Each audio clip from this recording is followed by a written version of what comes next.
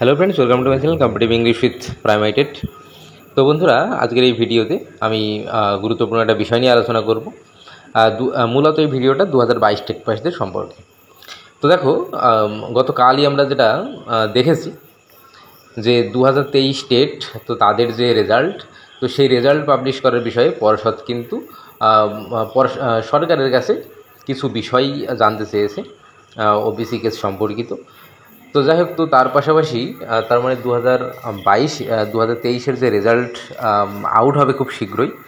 তো তার পাশাপাশি এটাও কিন্তু পর্ষদের পক্ষ থেকে যেটা জানা যাচ্ছে যে তারা 2023-এর রেজাল্ট পাবলিশ করার পরপরই তারা কিন্তু 2022 টেট পাসদের যে নিয়োগ, তো সেই নিয়োগ প্রক্রিয়াও কিন্তু তারা শুরু করে দেবে।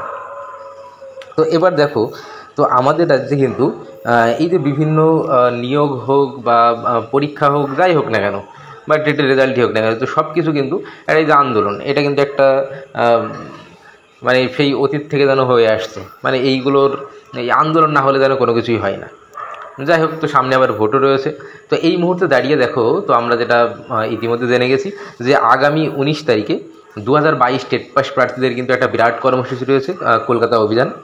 তো আমার মনে হয় পশ্চিমবঙ্গের বিভিন্ন প্রান্তের যেসব 2022 টেট পাস যেসব প্রার্থীরা তোমরা রয়েছে, তো তোমাদের আমার মনে হয় অবশ্যই সম্মিলিতভাবে এই একটা দিন কিন্তু কলকাতার বুকে কিন্তু জমায়েত করার দরকার আছে।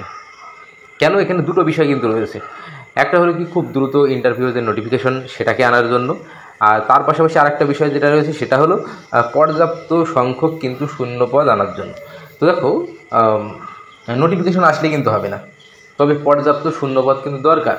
কারণ এখানে যা ক্যান্ডিডেট রয়েছে, তো সবার কিন্তু চাকরি সুনিশ্চিত করতে হবে। তো সেই কারণে একটাই কিন্তু পথ রয়েছে, সেটা হলো পর্যাপ্ত শূন্যপদ নিয়ে আসা।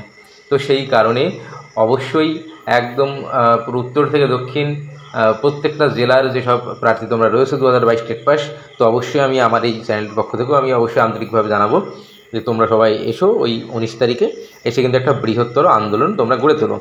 তারপরেই দেখবে, আশা করছি খুব ভালো বিষয় মানে উঠে আসবে।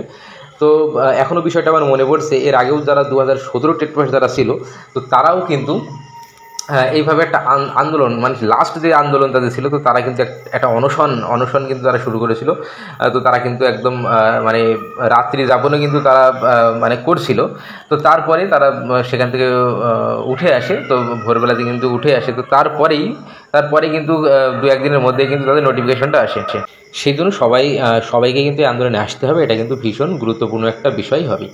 আর অবশ্যই সেখানে এই যে একটা 50,000 যেটা আমরা দেখেছি 2022 টেট পাস, তারা প্রথম থেকেই যে একটা আবেদন করে আসছে যে 50,000 শূন্যপদে তাদেরকে নিয়োগ দিতে হবে। তো এমন অবশ্যই পর্যাপ্ত পরিমাণে যেন শূন্যপদ দেওয়া হয়, তো সেই বিষয়টা কিন্তু বারবার সেখানে তুলে ধরতে হবে। তো এটা অবশ্যই ঠিক যে সবাই কোনো না কোনো কাজের সঙ্গে ব্যস্ত, তবে এই দিনটাকে, এই একটা দিন কিন্তু সবাইকে আসতে হবে। মানে সারা জীবন যদি ভালো থাকতে হয়, তাহলে এই একটা দিন কিন্তু একটু কষ্ট করতেই হবে। তাহলে 19 তারিখ কষ্ট করলেই হয়তো এদিকে দেখা যাচ্ছে যে সারা জীবন কিন্তু ভালো থাকছে। তাহলে সেই জায়গায় দাঁড়িয়ে অবশ্যই এটা করতে হবে। আর যদি 19 তারিখে ইন্টারভিউ হতো, তাহলে কি? তাহলে তো সবাই কিন্তু যার যে কাজ থাকতো সব কিছু ফেলে কিন্তু আগে একদম কলকাতাতে কিন্তু ছুটতো। তাহলে অন্ততপক্ষে সেটাকেও যদি মাথায় নেওয়া হয়। আর আরেকটা বিষয় যেটা বলবো সেটা হলো মনোবল কিন্তু ভাঙলে হবে না। মনোবল ভাঙলে কিন্তু কোনোভাবেই হবে না। পশ্চিমবঙ্গের বুকে শিক্ষকদের চাকরি করতে আসা মানে তাকে কিন্তু সবসময় স্ট্রং থাকতে হবে। আর মানে মনোবল কিন্তু তাকে অনেক মানে ঠিকঠাক রাখতে হবে, কারণ পশ্চিমবঙ্গের নিয়মটাই এমন। বিগত দিন থেকে যেসব নিয়োগগুলো হয়ে এসেছে, তো সেটা কিন্তু এইভাবেই হয়ে এসেছে। তো যাই হোক, আর বেশি দীর্ঘায়িত করব না। তো এই বিষয়গুলো যেগুলো বললাম, অবশ্যই আমার মনে হয় এগুলো মেনে চলার দরকার আছে। তাহলে কিন্তু অবশ্যই ভালো দিন আসবে খুব তাড়াতাড়ি।